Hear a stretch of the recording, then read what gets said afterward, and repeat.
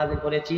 আবার বলতেছেন আল্লাহ তাআলা, এটা তোমাদের জন্য যেন সহজ হয় ও বিশ্ব মানব মণ্ডলী। তাহলে যারা আমেরিকা আছে তারা ইংরেজি ভাষা, আমরা আছি বাংলাদেশে বাংলা ভাষা, তাহলে তো যারা সৌদি আছে তাদের জন্য তো আরবি ভাষা, তারা কোরআন শরীফ তাদের জন্য সহজ হয়, বুঝতে সহজ হয়, কিন্তু আমাদের জন্য বোঝা তো সহজ নয়। কেন আল্লাহ তাআলা কেন বলতেছেন সমস্ত বিশ্ব মানব মণ্ডলীর জন্য বোঝা আসে, এই জন্যই আরবি নাযিল করছি। কারণ আল্লাহ তাআলা এই কোরআন শরীফ নাযিল করেছেন।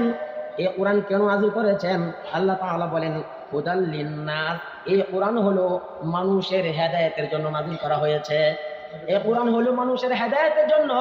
এখন আমি আরবি হই অথবা ইব্রু ভাষা হই অথবা হিন্দি হই অথবা ইংরেজি হই অথবা চাইনা হই, যেই কোনো ভাষা হইতে পারে, সমস্ত ভাষাই হলো আল্লাহর দেওয়া নিয়ামত।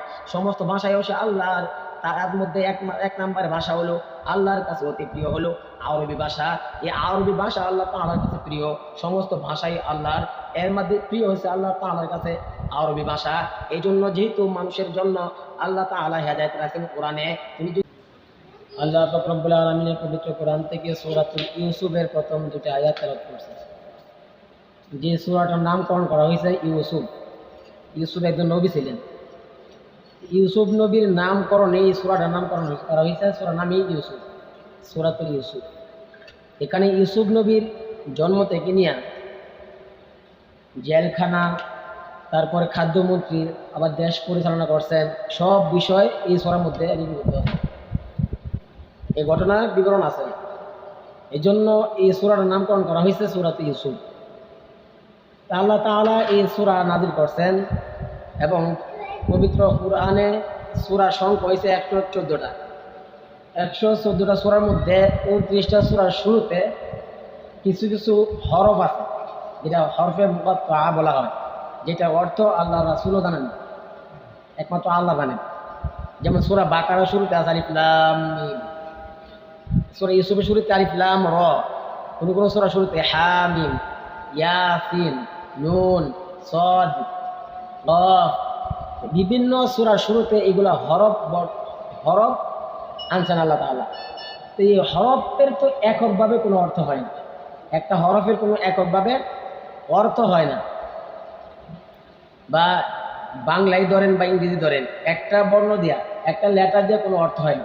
একটা বর্ণ লেটার স্বর অ, একটা বর্ণ, এটা দিয়ে কোনো শব্দ গঠন হয় না, একটা দিয়ে, একটা বর্ণ দিয়ে এটা অর্থ হয় না। তা আল্লাহ তাআলা আলিফ লাম মিম, এটা শুধু হরফ ব্যবহার করছেন, কোনো বানান নাই। হরফ ব্যবহার করছেন, এটা অর্থ নাই, অর্থ ছাড়া। তাহলে আল্লাহ তাআলা এত দামি কালাম, এই কালামের মধ্যে অর্থ ছাড়া অর্থ, এই হরফগুলো আল্লাহ তাআলা দিচ্ছেন কেন? এতে প্রশ্ন আসে যে আল্লাহ তাআলা এই পবিত্র কোরআন, সব কিতাব এসে শ্রেষ্ঠ কিতাব এসে কোরআন শরীফ, কোরআনের মধ্যে আল্লাহ তাআলা অর্থ ছাড়া এরকম হরফ ব্যবহার করছেন কেন? তো এটার জবাব হয়েছে গিয়া আল্লাহ রাসূল সাল্লাল্লাহু আলাইহি ওয়াসাল্লাম যখন নবুয়ত প্রাপ্ত হলেন, কালিমার দাওয়াত যখন ইহুদি খ্রিস্টান, ইহুদি নাসারা যারা আছে তাদের কাছে, অমুসলিমদের কাছে কালিমার দাওয়াত দিতেছেন, তখন তারা বলতো কি, এটা মুহাম্মদ নিজে নিজে বানায়া বলতেছে এটা আল্লাহর কালাম, এটা মুহাম্মদ নিজে বানাইছে। তখন আল্লাহ তাআলা এই ইহুদিদের প্রশ্নের জবাবে আল্লাহ তাআলা তখন প্রশ্ন ছুড়ে মারলেন, তোমরা যে বলো মুহাম্মদ সাল্লাল্লাহু আলাইহি ওয়াসাল্লাম যে নিজে নিজে বানায়া তোমাদেরকে বলতেছে এটা আল্লাহর কালাম, তাহলে আলিফ লাম মিম এটা তো হরফ, মুহাম্মদ সাল্লাল্লাহু আলাইহি ওয়াসাল্লাম সে নিজে জানেন এর অর্থ কি। তোমরা জিজ্ঞাসা করো এটার অর্থ কি, অথবা তোমরা বলো এটা তো মানুষের বানানো হয়ে থাকে, তাহলে তোমরা বলো মুহাম্মদ সাল্লাল্লাহু আলাইহি ওয়াসাল্লাম তো কোনো লেখাপড়া করে নাই, দুনিয়ার স্কুল মাদ্রাসাতে কোনো লেখাপড়া করে নাই, তাহলে উনি অক্ষর জ্ঞান এমনি লেখাপড়ার মাধ্যমে শিখে নাই, আল্লাহ তাআলা শিখাইছেন। তাহলে উনি কিভাবে করেন? তোমাদের মধ্যে যারা আছে, যারা দার্শনিক আছে, যারা পন্থী লেখক আছে, পন্থী লেখক আছে, তাদেরকে তোমরা একত্রিত করো, এই কোরআনের সূরার মতো একটা সূরা বানায় দেখো। যদি মানুষের বানানো হয়ে থাকে তাহলে কোরআনের সূরার মতো একটা ছোট সূরা বানিয়ে দেখো। প্রথম বলছে 10টা সূরা, পরে বলছে আরেকটু একটা আয়াত, তার বলছে একটা ছোট সূরা কাউসার, সূরা হয়েছে ছোট, এরকম একটা সূরা বানায় দেখাও। তখন তারা ব্যর্থ হয়েছে, এটা মানুষের বানানো কালাম না। আল্লাহ তাআলা কেন এই অর্থ ছাড়া হরফ ব্যবহার করছেন? তাই এইটার জবাব হয়েছে কি আল্লাহ রাসূল সাল্লাল্লাহু আলাইহি সাল্লাম। এটা অর্থ যদি আল্লাহ রাসূল জানেন না, তাহলে বোঝা গেল এটা রাসূলের বানানো কালাম না, এটা আল্লাহর কালাম, এটা আল্লাহ তাআলাই নাযিল করছেন। আর একটা হয়েছে গিয়া আল্লাহ তাআলা মানুষের ঈমান পরীক্ষা করতে চান, যে তোমরা অর্থ বুঝলেও আল্লাহর কালাম মানবা না, না বুঝলেও মানবা। আল্লাহর কালাম আমার বুঝে আসুক বা না আসুক, আমার এটা মানতে হবে। আরেকটা হলো গিয়া যে লেখক সে জানবে, এটা পাঠকে জানবে না। অনেক সময় আমরা ভিজিটিং কার্ড বা যারা বাসা বাড়ি করি, অনেকের টাইসের মধ্যে লেখা থাকে M A Abdul BARI, M A Abdul BARI, M A বাড়ি, এম এ বাড়ি, তাহলে এম এ বাড়ি নাম হচ্ছে তার বাড়ি, তাহলে এম দ্বারা কি বোঝাইছে, এ দ্বারা কি বোঝাইছে, বাড়ি দ্বারা কি বোঝাইছে, বাড়ি তো বাড়ি নামই বাড়ি। যেমন এম এ খালে, এম এ খালে। এখন যদি এম এইচ এম এ খালে, এইচ এম এ খালে, যে ভিজিটিং কার্ডের নামে শুরুতে এই তিনটা লেটার ব্যবহার করছে, এইচ এম এ খালে, যে লেখছে সে বুঝবে। আর আপনি যদি এটা অর্থ করতে যান, এইচতে মানে হ্যাঁ হাজি সাহেব, এইচতে হাজি সাহেব, আর এমতে মানে মাওলানা, এইচ এম এ আর এতে মানে আব্দুল, আর তার নাম হচ্ছে খালে, তাহলে হাজি মৌলানা খালে।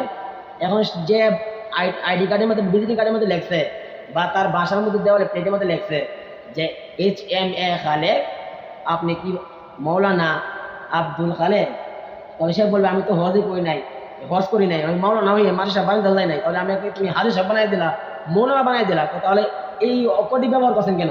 এইচ এম এ খালে ও এইচ, এটা আমি যেহেতু লেখছি, এটা আমি বুঝি অর্থ থাকবে। এইচতে আমি হাওলাদার, আমি হাওলাদার বংশের লোক, এইচতে আমি হাওলাদার, আর এমতে আমি মোহাম্মদ, আর এতে আব্দুল খালে, তো স্পষ্টই খালে, তাহলে আমি হাওলাদার মোহাম্মদ আব্দুল খালে। কিন্তু এটা যদি সাধারণ মানুষের অর্থ ধরতে যায়, তাহলে অর্থ বিপরীত হয়ে যাইব। কেউ লাগাইবো হাজি সাহেব, কেউ লাগাইবো হজরত, কেউ লাগাইবো আব্দুল, কেউ লাগাইবো আবার মাওলানা। এই জন্য যে লেকচার টাইটেল সে বুঝবে। আল্লাহ তাআলাও যে এই হরফের অর্থ আছে, অর্থ তো নাই এরকম না, কিন্তু দুনিয়ার কেউ জানে, আল্লাহ জানে, স্পষ্টভাবে আল্লাহ জানার নাই। এই জন্য আল্লাহ তাআলা বলছেন এটা হরফে মুকাত্তাআ, এটা দুনিয়ার কেউ জানে না, এটা জ্ঞান একমাত্র আল্লাহ। সে আল্লাহ তাআলা যে সূরা ইউসুফ তেলাওয়াত করেছে, আল্লাহ তাআলা বলতেছেন আলিফ লাম রা তিলকা আয়াতুল কিতাবিল মুবিন। আল্লাহ তাআলা বলেন এইটাই স্পষ্ট কিতাব, কিতাবের একটা আয়াত, তিলকা আয়াতুল কিতাবিল মুবিন ইন্না আনজালনাহু কুরআনান আরাবিয়্যান লাআল্লাকুম তা'কিলুন। আল্লাহ তাআলা বলেন আমি কোরআন শরীফ নাযিল করেছি আরবি ভাষায়, লাআল্লাকুম তা'কিলুন, যাতে করে তোমরা বুঝতে পারো, যাতে করে তোমাদের বুঝার সহজ হয়। এইটার তোমাদের দ্বারা তোমরা যাতে বুঝার সহজ হয়, এই তোমাদের দ্বারা তোমরা দ্বারা আল্লাহ তাআলা কাকে বুঝাইছেন? মুফাসসিরিন কেরামগণ বলেন এটা তিনটা অর্থ হইতে পারে। আল্লাহ তাআলা এই তিনটা অর্থ ব্যবহার করেছেন। তোমরা মানে যারা মদিনা, যারা মক্কা, যারা ইহুদি ছিল, তাদেরকে যেহেতু ইহুদি, তারা আরবি ভাষা জানে, আল্লাহ তাআলা এই কোরআন নাযিল করেছেন। এজন্য আল্লাহ তাআলা বলতেছেন ইন্না আনজালনাহু কুরআনান আরাবিয়্যান লাআল্লাকুম তা'কিলুন, তোমাদের ভাষা যেহেতু আরবি, তোমরাই বুঝতে পারবা এটা আল্লাহর কালাম নাকি মানুষের বানানো কালাম। ও ইহুদির দল, তোমাদের ভাষা আরবি, এজন্য আল্লাহ তাআলা কোরআনও আরবিতে নাযিল করেছেন যাতে তোমাদের বুঝতে সহজ হয়। দ্বিতীয় পক্ষ হলো যারা আরবি ভাষাভাষী যারা থাকে, তাদের জন্য আল্লাহ রাব্বুল আলামিন বলতেছেন ও আরবি ভাষাভাষী, তোমাদের জন্য ইন্না আনজালনাহু কুরআনান আরাবিয়্যান লাআল্লাকুম তা'কিলুন, এই কোরআন নাযিল হয়েছে আরবিতে যাতে করে তোমাদের বোঝার সহজ হয়। আল্লাহ তাআলা এই 3 নম্বর দলকে বোঝান। তোমাদের দ্বারা 3 নম্বর দল হলো দুনিয়ার সমস্ত বিশ্ব মানব মণ্ডল যারা আছে, তাদেরকে আল্লাহ রাব্বুল আলামিন বলেন তোমাদের জন্য এই আরবিতে কোরআন নাযিল করা হয়েছে যাতে করে তোমাদের বোঝার সহজ হয়। এখন প্রশ্ন আসে, যারা আরবি ভাষায় যদি কোরআন নাযিল হয় সেটা হলো তাদের জন্য সহজ হয়। আমরা তো আরবি ভাষা নয়, কিন্তু আল্লাহ তাআলা বলতেছেন ইন্না আনজালনাহু কুরআনান আরাবিয়্যান লাআল্লাকুম তা'কিলুন, আমি কোরআন আরবিতে নাযিল করেছি। আবার বলতেছেন আল্লাহ তাআলা এটা তোমার জন্য যেন সহজ হয় ও বিশ্ব মানব মণ্ডলী। তাহলে যারা আমেরিকা আছে তারা ইংরেজি ভাষা, আমরা আছি বাংলাদেশে বাংলা ভাষা, তাহলে তো যারা সৌদি আছে তাদের জন্য তো আরবি ভাষা, তারা কোরআন শরীফ তাদের জন্য সহজ হয়, বুঝতে সহজ হয়, কিন্তু আমাদের জন্য বোঝা তো সহজ নয়। কেন আল্লাহ তাআলা কেন বলতেছেন সমস্ত বিশ্ব মানব মণ্ডলীর জন্য বোঝা আসে, এই জন্য আরবি নাযিল করছি।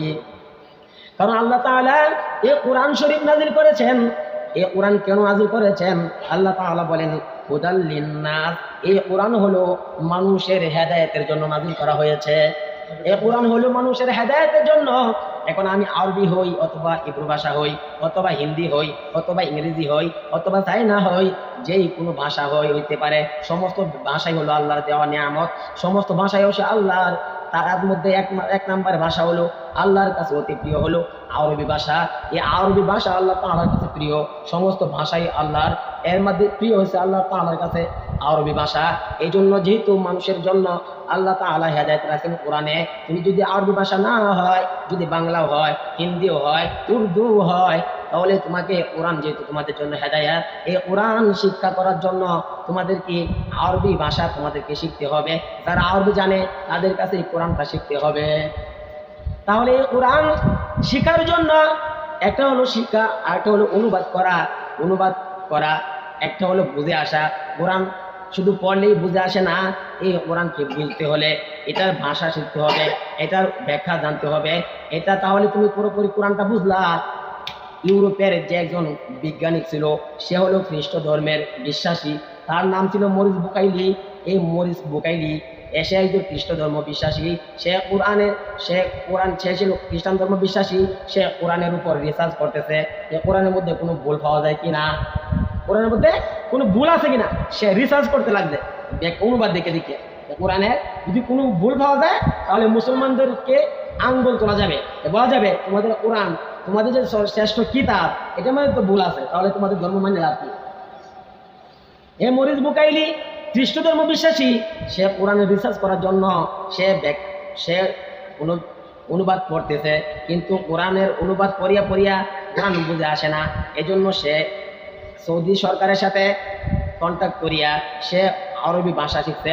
এই আরবি ভাষা যখন তার চর্চা হয়েছে, সে কোরআনের শুরু থেকে নিয়ে শেষ পর্যন্ত সে তল্লাশি করিয়া যাচাই বাছাই করিয়া কোনো ভুল পায় নাই। তখন সে চিন্তা করলো এটা তো এখন কোরআন রাসূল সাল্লাল্লাহু আলাইহি ওয়াসাল্লামের 1400 বছর পরের কোরআন, যেটা হযরত উসমান রাদিয়াল্লাহু তাআলা আনহু নিজের হাতে একটা কোরআন লিখছিলেন, ওইটা আছে মিশরের জাদুঘরে। এই জাদুঘরের ভিতরে গিয়া উসমানের লিখিত যে কোরআনটা, ওইটা এবং বর্তমানে কোরআন সাথে মিলাইছেন, দেখেন কোনো ভুল আছে কিনা। 1400 বছর আগের কোরআন আর এখন বর্তমানে কোরআন, দেখি কোনো জবর জের নকশা এগুলো যদি উঠতে ভুল পাই তাহলে ধরতে পারবো। কারণ দুনিয়ার যত রচিত বই আছে, আপনি স্কুলে বলেন, মাদ্রাসায় বলেন, প্রত্যেক বছরে বছরে গল্প পাল্টায়, গল্প একটা থাকে না। ছোটবেলা আপনারা যারা 1 2 3 করে 5 প্রাইমারি পড়তেন, যে গল্পগুলো ছিল এখন বর্তমানে এই গল্প নেই।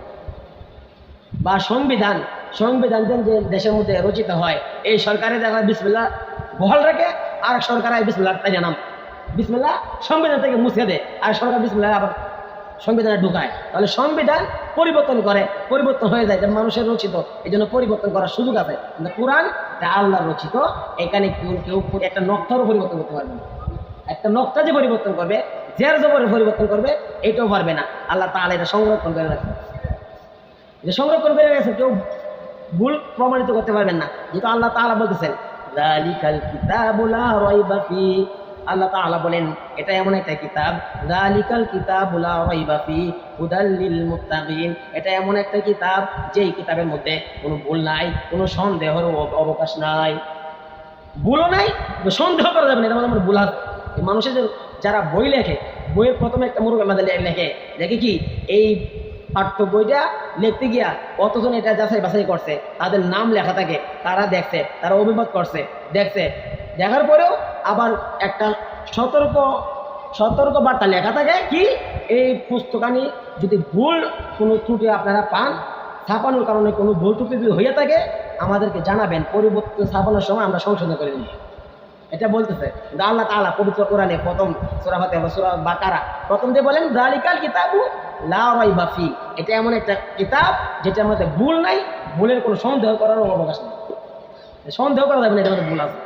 তাহলে যেটা আমাদের ভুল আল্লাহ তাআলা চ্যালেঞ্জ করে দিয়েছে, তোমরা ভুল বার করতে পারবা না। মানে মরিস বুখাইলি খ্রিস্ট ধর্ম বিশ্বাসী, সে রিসার্চ করতে করতে এই কোরআনের ভুল ধরতে গিয়া সে নিজে আরবি ভাষা পাণ্ডিত্য অর্জন করছে। এই পাণ্ডিত্য অর্জন করিয়া কোরআন শরীফের শুরু থেকে নিয়ে শেষ পর্যন্ত, এবং হযরত উসমান রাদিয়াল্লাহু তাআলা আনহু যে লিখিত যে কোরআন মিশরের জাদুঘরে এখনো আছে, এই কোরআন শুরু থেকে শেষ পর্যন্ত এই বর্তমানে কোরআন আর হযরত উসমানের হাতে লেখা কোরআনের সাথে মিলাইছে, কোনো ভুল ত্রুটি আছে কিনা দেখে, একটা জবরেরও একটা হরফেরও ভুল নাই, তখন সে নিজেই মুসলমান হয়ে গেছে। সে চাইছিল কোরআনের ভুল ধরত, মুসলমানদেরকে বিভ্রান্ত দেখাইতো, কিন্তু সে নিজের ভুলে ধরা পড়ছে। সে নিজের ভুলে ধরা পড়ছে। আয়নার মধ্যে আয়নার ভুল ধরা, আপনি দেখবেন আয়নার ভুল ধরতেন, আয়নার তো আপনি ভুল ধরবেন, আপনি চেহারার মধ্যে স্পট আছে কিনা, কোনো ময়লা লাগিয়ে দিয়েছে, কোনো কি সমস্যা আছে, আয়নার মধ্যে আপনি চেহারা এখানে গিয়ে বাঁচবেন। আয়নার ভুলকে আমি ধরতে আমার ভুল আয়না ধরছে। কোরআন হয়েছে গিয়া, এটি হচ্ছে গিয়া একটা মুমিনের আয়না, এই মুমিনের আয়না কোরআন।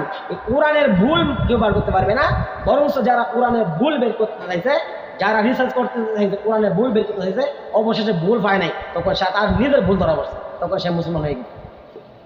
এই জন্য কোরআনের ভুল যারা ইহুদি নাসারা ছিল, যারা বড় বড় পাণ্ডিত্য অর্জন করছে, তারা কোরআনের ভুল ধরতে গিয়া তারা নিজেরাই মুসলমান হয়ে গেছে। কিন্তু আমাদের যারা মুসলমানের ঘরে জন্ম নিয়েও মুসলমানের নামে সাইনবোর্ড লাগাইয়া কোরআনের বিরুদ্ধে কথা কয়, কোরআনের বিরুদ্ধে কথা কয়, দেখা যায়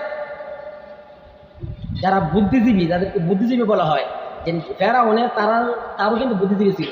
ফেরাউন ছিল তার বুদ্ধিজীবী কারুন, সে বুদ্ধি দিত। হামান তারা কি করতো? বুদ্ধি দিত। বুদ্ধিজীবী কি? একজন মৎস্য ব্যবসা করে, সে মৎস্যজীবী। একজন চাকরি করে, চাকরিজীবী যে বুদ্ধিবিদ শেখায় তাকে বলে বুদ্ধিজীবী। সে বুদ্ধি বিক্রি করে, কি ভালো বুদ্ধি দেয় না, মানে শয়তানি বুদ্ধি। দেখবেন টিভির মধ্যে 10টার পর থেকে শুধু তাদেরকে কোনো চাকরি বাকরি পাওয়া যাবে না, তারা শুধু টকশো করে, টকশো। তারা টকশোর মধ্যে শুধু ইসলাম নিয়ে, মুসলমানদেরকে নিয়ে শুধু তিরস্কার, ইসলামকে নিয়ে ব্যঙ্গ বিচিত্র, শুধু তারা মানে এই টকশোর মধ্যে বসেই শুধু ইসলাম নিয়ে সমালোচনা। এরকম একজন টকশোর মধ্যে বলতেছে যে মুসলমানরা একজনের সাথে দেখা হইলে সালাম দেয়, আসসালামু আলাইকুম রহমতুল্লাহ, কেমন আছেন? আলহামদুলিল্লাহ ভালো আছি। আলহামদুলিল্লাহ ভালো আছি। প্রথম দেখা হইলে সালাম দেয়, এটা তো স্বাধীনতা, এটা স্বাধীনতা, এই জন্য তো স্বাধীনতা অর্জন হয় নাই, এটা নাকি স্বাধীনতা হরণ হয়ে যায়, কারণ আরবি ভাষা চলে আইতেছে। আর থ্যাংক ইউ, সরি, ইংরেজি শুরু করলে এই সময় বাংলা সমস্যা, এই সময় বাংলা ভাষার সমস্যা হয় না। 21শে ফেব্রুয়ারি পালন করে, কোনো সমস্যা হয় না। বাংলাদেশ বাংলা ভাষার জন্য স্বাধীন হয়েছে, আর পালন করে 21শে ফেব্রুয়ারি।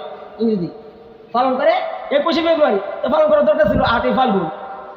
21শে ফেব্রুয়ারির দিন ছিল 8ই ফাল্গুন। যদি আমি বাংলা ভাষার প্রতি এত মহব্বত থাকে, স্বাধীনতা চেতনা বইয়া স্লোগান দেই, তাহলে 21শে ফেব্রুয়ারি পালন করার দরকার কথা ছিল না। কথা ছিল বাংলা ভাষা যেহেতু আমার ভালো মহব্বত, আমার ভালোবাসা, এই বাংলা ভাষার জন্য আমি রক্ত দিচ্ছি, জীবন দিচ্ছি, তাহলে তো আমার উচিত ছিল 21শে ফেব্রুয়ারি নয় 8ই ফাল্গুন পালন করা। কিন্তু তখন সমস্যা হয় না। 39 যখন এই বছরের প্রথম এইগুলা পালন করে তখন সমস্যা হয় না, ইংরেজি নববর্ষ পালন করে তখন সমস্যা হয় না। কিন্তু আসসালামু আলাইকুম, আলহামদুলিল্লাহ, এগুলো সুবহান আল্লাহ, এগুলো শব্দ প্রয়োগ করলে এগুলা স্বাধীনতার সাথে নাকি সমস্যা হয়ে যায়, বাংলা ভাষার সাথে স্বাধীনতার চেতনার বিরোধী এগুলা। অথচ তারা যারা স্বাধীনতার সাইনবোর্ড লাগাইয়া স্বাধীনতার স্লোগান দিয়া যারা এই কথা, তাদের যে নেতা ছিল উনি কিন্তু বলেছিলেন, রক্ত যখন দিয়েছি রক্ত আরও দিব, কিন্তু এই পাকিস্তানি স্বৈরাচার থেকে এই দেশকে মুক্তি করে ছাড়বো ইনশাআল্লাহ। তখন কি বলছিল? ইনশাআল্লাহ। এটা কি ইনশাআল্লাহ কি বাংলা শব্দ? আরবি শব্দ। ইনশাআল্লাহ বলছিল। তো ইনশাআল্লাহ তো এটা আরবি শব্দ, স্বাধীনতা শুরু থেকে এটা ছিল। এই ইনশাআল্লাহর জন্য দেশ স্বাধীন হয়েছে, তখন ইংরেজি ইনশাআল্লাহ ব্যবহার করা হয়েছে। এখন টকশোতে বসে ইসলাম নিয়ে সমালোচনা, এই বাংলা বইয়ের মধ্যে শিশুদেরকে কেন পড়ানো হবে, হতে উজু করা, সরায়াতে আজান, এগুলো কেন পড়ানো হবে, রশিদে ইমান, তারা পড়াতে কি হতে অযোগ্যটি আসতে পারে, সরায়াতে আমকে আমি খাবো পেরে। তখন এই ওতে অযোগ্যর ভরিয়া অযোগ্যের মতন সব হয়, মানুষকে ধ্বংস করে। সরায়াতে আমকে আমি খাবো পেরে, অন্য গাছের আমি খাইবো পেরে, মানে সুর বানাইতেছে, ওটা তো সুর। এই জন্য দেশের টাকা লুট করে এখন বিদেশে মারি দিচ্ছে। আর আমরা শুধু একটু উন্নয়ন দেখিয়া যে এত সুন্দর করেছে, কিন্তু বাংলাদেশ থেকে যে টাকাগুলো পাচার হয়েছে এবং অপচয় হয়েছে, এগুলো তো জনগণের টাকাই, জনগণের টাকা। যে মূর্তি বানানো, মুসলমানদের মূর্তি বানানোর দরকার ছিল, আলিম ওলামা তখন প্রতিবাদ করছে, তখনও আলিম ওলামাদের বিরুদ্ধে এই স্বৈরাচারীর যেই শাসকগুলো ছিল, বাহিনীগুলো ছিল, এই আলিম ওলামাদেরকে হত্যা করছে, গুলি করছে। ভাস্কর্যের বিরুদ্ধে কেন বললো? আলিম ওলামা বলছে ভাস্কর্য শুধু ওনার নয়, যদি আমার নবীর ভাস্কর্য থাকে, এমনকি আমার বাবার ভাস্কর্য থাকে, সর্বপ্রথম আমার বাবার ভাস্কর্য আমি পাই বলে। কারণ একজন প্রকৃত যদি তুমি তোমার বাবার বা তোমার নবীর মহব্বত তোমার অন্তরে থাকে, তাহলে তুমি তোমার বাবার বা তোমার নবীর ভাস্কর্য বানাইতে দিবা না। কারণ ভাস্কর্য এটা মুসলমানদের নিশানা নয়, ভাস্কর্য বানানো যাবে না। এই ভাস্কর্য বানাইতে গিয়া বাংলাদেশের 4,000 কোটি টাকা নষ্ট করছে, 4,000 কোটি টাকা নষ্ট করছে এই ভাস্কর্য বানাতে গিয়া। এগুলোর তো কোনো নাই, এই টাকা আসছে কোন দিকে? আমাদের ট্যাক্সের টাকা দিয়ে এইভাবে শোষণ করা হয়েছে। আর গত বছরে তো সুনামগঞ্জে বন্যা ছিল, ওইখানে তাদের অনুদান ছিল কত? 60,000 টাকা এরকম। আর অন্য দেখা যায় আসুন্না ফাউন্ডেশন বা আরও যত ইসলামী দল আছে, তারা অনেক টাকা এই বন্যা প্রবৃত্ত এলাকায় তারা দান করতেছে, কিন্তু সরকারের তরফ থেকে তখন বাজেট কম ছিল। অথচ পদ্মা সেতু বাথরুম করবো, 500 বাথরুম করছে। একদিনে উদ্বোধনের একটা অনুষ্ঠানের জন্য 500 অস্থায়ী বাথরুম করছে 200 কোটি টাকা দিয়ে, 200 কোটি টাকা খরচ করছে, 500 বাথরুম করছে যে পদ্মা সেতু উদ্বোধন করবে। টাকা আমাদের টাকা দিয়েই এভাবে অপচয় করা হয়েছে। আর দেশের মানুষ অসহায়, এই বন্যা প্রবণিত এলাকা ফেনী যে জেলা, এই জেলার অবস্থা করুন, 2 তলা বিল্ডিং পর্যন্ত পানি ডুবে গেছে। মানুষকে এখন হেলিকপ্টার দিয়ে আনা হইতেছে, লঞ্চ দিয়ে আনা হইতেছে, এরকমভাবে মানুষ আটকে আছে। অনেক জায়গায় মানুষের পানির স্রোতে অনেক মানুষ ভাসেও গেছে, মারা গেছে। তো এরকম দুর্যোগ মোকাবেলায় যদি দেশের টাকা খরচ না করা হয়, জনগণের পিছনে খরচ করা হয়, তাহলে পদ্মা সেতু দিয়ে আমরা সাদে ভিজাবে দেখাবো। পদ্মা সেতু দেশের উন্নয়ন টিপাইমুখ ভাগ, তারা একটা সুযোগ পাইছে, যখন বাংলাদেশ তাদের গোলামি না করতে চায়, তখনই তাদের টিপাইমুখের ভাত খুলে দেয়, বাংলাদেশের লোক চলে যায়, টিপাইমুখ ভাত খুলে দেয়। তারা আমাদের পদ্মা সেতু টাকা খরচ না করিয়া ওইখানে তাদের ভাতের মুখে একটা আমাদের ভাত করা দরকার, যে তাদের ফানি ছাড়লে এই বাহাদুরি করতে না পারে, যে আমরা ফানি ছাড়ি দেবো। কিছু একটা হইলে ফানি ছাড়ি দেয় বাংলাদেশের মানুষকে কষ্ট দেওয়া। আর এই বাংলাদেশের কিছু দালাল আছে, তারা বিভিন্ন সুরত ধরে।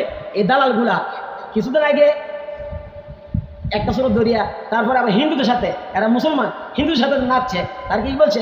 আমাদের সাম্প্রদায়িক সংখ্যালঘুদের উপরে আক্রমণ করা হইতেছে, মন্দিরগুলা ভাঙ্গা হইতেছে। অথচ বাংলাদেশের কোনো মিডিয়া মন্দির ভাঙ্গা হইতে দেখায় নাই, অথচ মন্দিরগুলা পাহারা দেওয়া হইতেছে, এগুলো সব মিডিয়ায় দেখাইছে। কিন্তু ভারতের মিডিয়াগুলা দেখাইতেছে মন্দির ভাঙ্গা হইতেছে, মুসলমানদের অত্যাচারে অনেক হিন্দুরা দেশ ছাড়তে বাধ্য হইতেছে, এগুলা তারা প্রচার করছে।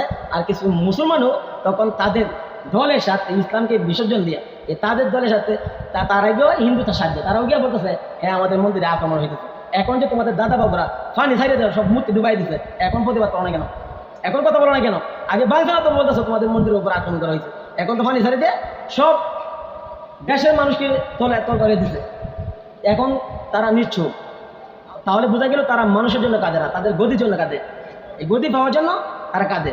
এই জন্য এই এখন যে দুর্যোগ চলতেছে অনেক জায়গায়, আর সুন্নাহ একটা ফাউন্ডেশন আছে, তাদেরও একটা সংস্থা আছে, অনেক ইসলামী দলও তাদেরও একটা ফান্ড আছে, যারা দান করতে চায়। তাদের যারা যেই অসহায় তারাই বুঝে, যার পেটে ব্যথা, সে জীবনে একবার হলে পেটে ব্যথা উঠছে, সে বুঝে পেটের ব্যথার মর্ম কি, কেমন ব্যথা। আর যার জীবনে ব্যথা উঠে নাই, সে ব্যথা যে কি জিনিস অনুভব করতে পারবে না, যে খায় না মাথায় দেয়, অনুভব করতে পারবে না। যারা বিপদে আছে তারা বুঝতেছে। আপনি মনে করেন সব দিকে পানি, 1 তলা 2 তলা বেলি পর্যন্ত তলায় গেছে, এখন ছাদের উপরে আছে, কিছুক্ষণ পরে আবার পানি উঠে যাবে। এখন তো যাওয়ার মতো পথ নাই, বাচ্চা কাচ্চা আছে, ফ্যামিলি সবাই এখানে, এখন যাওয়ার পথ নাই, এখন আল্লাহ ছাড়া কোনো উপায় নাই। তো এরকমভাবে আমরা তো তোমার আল্লাহর রহমতে আমাদের যে এলাকা, ওই তুলনায় আমরা সুখে আছি আলহামদুলিল্লাহ। তো যারা এরকম মুসিবতে আছে, ইসলামী অনেক যেই সংস্থাগুলো আছে, তাদের ফান্ড আছে, এদেরকে ঠান দেওয়ার জন্য আমরা যারা পারি তাদের সাথে যোগাযোগ করবো। আমরা আমাদের সামর্থ্য অনুযায়ী তাদের পাশে দাঁড়াইবো, অর্থ দিয়ে হলে দাঁড়াইবো। আল্লাহ তাআলা যে কথাগুলো বলে আমি শুনলাম, প্রত্যেকে আমল করার তৌফিক দান করুন, আমিন। যারা সুন্নাত করে